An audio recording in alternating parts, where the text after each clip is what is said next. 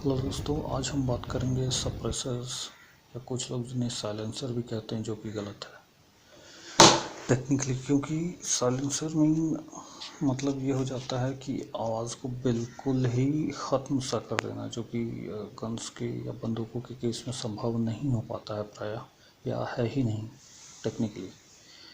तो अब पहले इस बारे में बात कर लेते हैं कि आवाज़ आती क्यों है। तो कोई भी गन जब आप फायर करते हो तो सबसे पहले क्या होता है कि ट्रिगर दबाने का इम्पैक्ट ये होता है कि आपका हैमर पीछे की ओर जाता है और वो फायरिंग पिन पर चोट करता है, जिससे पहली आवाज़ होती है, जो कि बहुत ज़्यादा नहीं है। उसके बाद दूसरी आवाज़ है जब फायरिंग पिन आपकी बुलेट की बैक साइड पे आके हिट करती है और उसकी सेल केसिंग में या उसके खोखे में जो गन पाउडर या बारूद है वो फटता है, और उससे फिर जो आवाज़ होती है वो एक है। तीसरी और आखिरी आवाज़ जो इससे होती है, सॉरी तीसरी नहीं, चौथी भी आवाज़ होगी खैर। तो इसके बाद ये होता है कि जब बैरल से बुलेट बाहर निकलती है और वो गैसेस जो हाई प्रेशर में है, तो वो जब बाहर निकलती हैं तो एक आवाज़ होती है। फिर उसकी बुलेट की आपकी फ़्लाइट के दौरान भी कुछ आवाज़ होती है।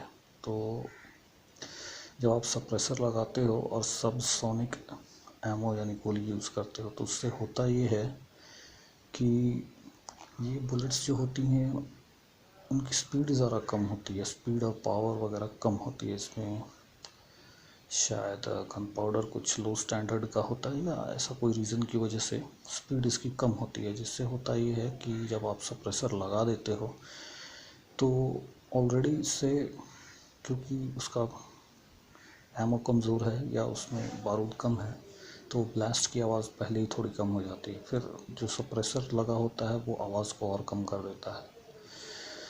तो अब चलिए इसको थोड़ा लेमैन टर्म्स में या थोड़ा आसान भाषा में समझने की कोशिश करने के लिए एक दो उदाहरण मैं आपको बताता हूँ, जैसे ये काम कैसे करता है सप्रेसर। तो कभी आपने कैंची से यानी सिजर से कांच को काटने की कोशिश की है? अगर नहीं की है तो आज ही करें। या तो आप उसे काट ही नहीं पाएंगे, और अगर काट पाए तो वो टुकड़ियों में टूट जाएगा। जैसा आप उसे काटना चाहते हैं वैसा एग्जैक्टली नहीं कटेगा।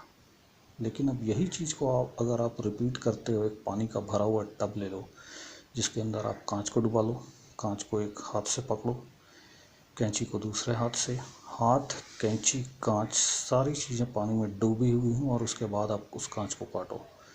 ऐसा करने से आप देखोगे कि वो कांच बिल्कुल गत्ता कोट या मतलब एक मोटे कागज़ की तरह कट जाएगा, बिल्कुल आराम से, बिल्कुल सीधा। तो ऐसा क्यों होता है? क्योंकि जब आप उसको नॉर्मल एयर में हवा में काटते हो तो कांच क्या होता है कि वो शैटर कर जाता है, क्योंकि उसको वाइब्रेट होने का मौका मिल जाता है। और जब पानी में उसको आप डालते हो तो वाइब्रेशंस लगभग समाप्त हो जाती हैं, क्योंकि वो वाइब्रेट नहीं कर पाता पानी के दबाव की वजह से, प्रेशर की वजह से, जिसकी वजह से यहाँ आपका कांच बड़े आराम से कटता है। और जो आप उसको खुले में काटोगे तो एक अलग तेज़ आवाज़ भी होती है, जो कि पानी के अंदर बहुत कम हो जाएगी। दोनों फ़र्क पड़ेगा, यानी आपका दो फायदे हुए पानी के अंदर। एक तो आवाज़ कम हुई, दूसरा आप जैसा उसे काटना चाह रहे थे वैसा काटा, यानी जो करना चाह रहे थे वो भी हुआ, साउंड भी सप्रेस हुआ। तो कुछ हद तक ऐसा ही काम ये होता है कि जब बैरल से बुलेट निकलती है तो अचानक से गैसें खुले में निकलती हैं, बिल्कुल जोर का झटका मारते हुए, जिससे वो आवाज़ होती है। तो सप्रेसर लगाने से होता ये है कि वो गैसों को फैलने के लिए सप्रेसर के अंदर थोड़ी जगह बनाई हुई होती है, और बुलेट को ट्रैवल करने के लिए एक सीधी जगह होती है। तो उसकी वजह से बुलेट सीधी निकल जाती है और गैसेस कुछ सप्रेसर में रह जाती हैं, उनको फैलने की जगह मिल जाती है, जिससे वो एक झटके के साथ सप्रेसर को छोड़कर बाहर नहीं निकलती, जिससे आवाज़ कम हो जाती है। फिर अगर आपने सब सोनिक एमो यूज़ किया है तो उसमें वैसे ही चार्ज कम था, जिससे आपकी एक्यूरेसी, स्पीड और पावर में तो कमी आ गई, लेकिन हुआ ये कि उससे निकालने वाली आवाज़ जो आई वो बेहद कम हो गई। तो ये था सप्रेसर्स के बारे में। उनके कुछ इमेजेस मैंने आपके देखने के लिए और समझने के लिए लगा दी हैं कि वो एक सिलेंडर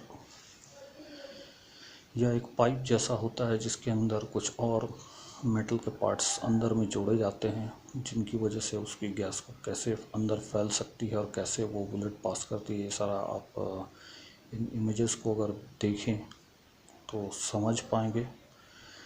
वीडियो को लाइक शेयर ज़रूर करें, चैनल को सब्सक्राइब करें, जिससे मैं इसी तरह के और इन्फॉर्मेटिव वीडियोस आपके लिए बना सकूं। और कोई वीडियो आप चाहते हो कि मैं बनाऊं किसी सब्जेक्ट पे तो प्लीज़ सजेशन ज़रूर दें। यहाँ आपको कुछ पसंद ना आया हो तो ज़रूर बताएं। धन्यवाद, थैंक यू, गुड बाय।